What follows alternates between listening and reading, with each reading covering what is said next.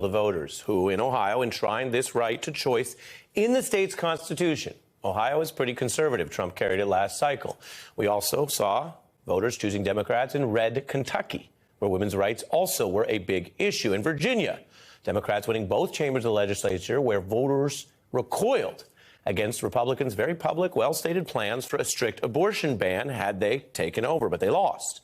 The energy and the turnout here is clear, even against other headwinds that we've been reporting on, inflation and wider concerns about President Biden and his future.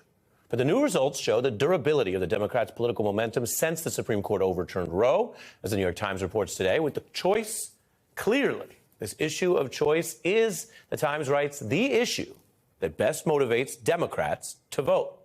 And that's not all.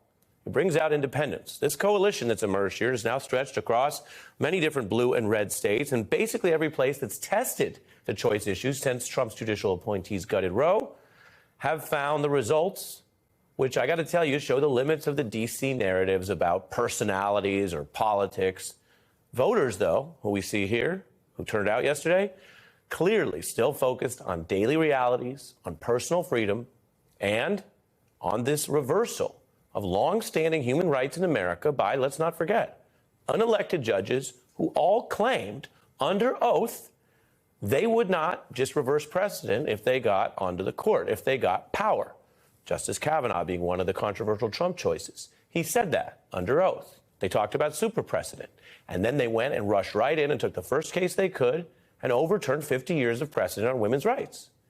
Now, those judicial efforts to try to pave the way for government abortion bans are getting reversed by a far more powerful group than even those 9 justices, by the voters, who are putting Roe v. Wade level protections and enshrining them in state constitutions in middle America, in red states, and in the process, pulling some elections even farther away from MAGA Republicans who remain unpopular.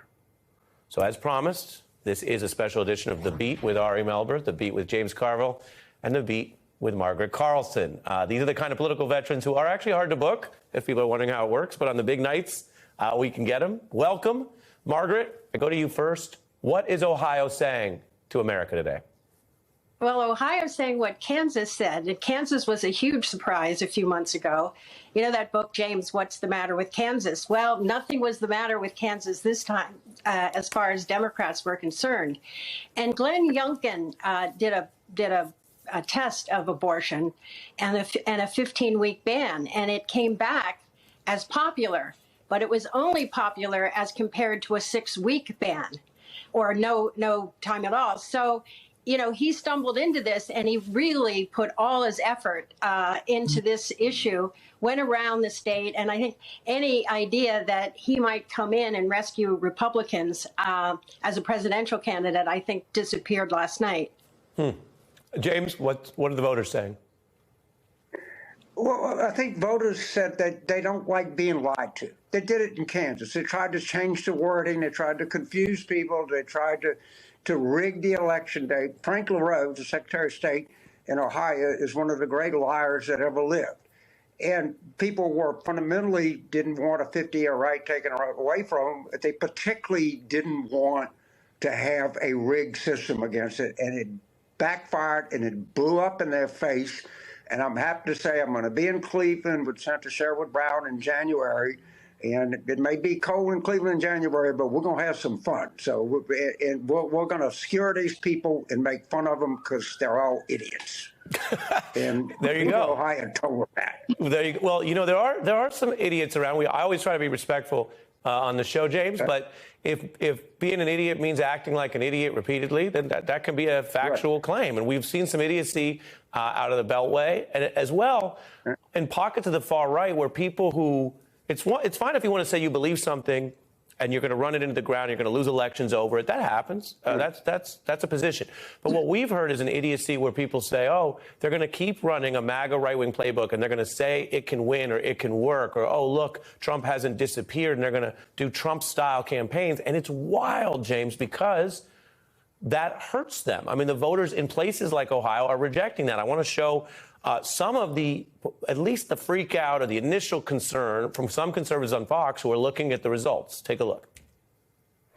What an epic failure by Governor Youngkin. This is a huge loss. On the issue of abortion, in Ohio tonight, we continue the losing streak in the pro-life movement. Republicans can't keep stumbling and bumbling on abortion. Republicans need to learn how to talk about abortion. But until we own this issue as a party, we will lose again and again and again.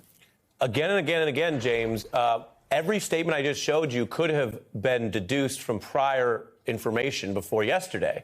What do you see there? Well, they keep lying, all right? And they say, well, gee, Glenn Youngkin says, oh, my God, it's a 15-week ban. That's not what we talk about. No one trusts them on this issue, all right? Glenn Youngkin, no one could find him last night or this morning. I happen to know where he was. He was at the courthouse in Appomattox trying to surrender to Mark Warner. That's where he was, hoping he could keep his mouth and his sword. What an utter disaster. And they continually believe, well, we can adjust our position. People do not trust you. You lied in Kansas. You lied in Ohio.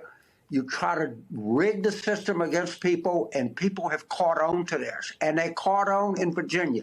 They didn't buy Glenn Youngkin, who had his G5 ready to go to Des Moines, on Wednesday morning after the election if he won. Well, like I say, he ended up surrendering to Senator Mark Warner, who is a real hero. By the way, you want to know a real hero in this Virginia election? It was United States Senator Mark Warner of Virginia. He got on the phone and got the resources in there to beat this lunacy back. So hats off to you, Senator Warner.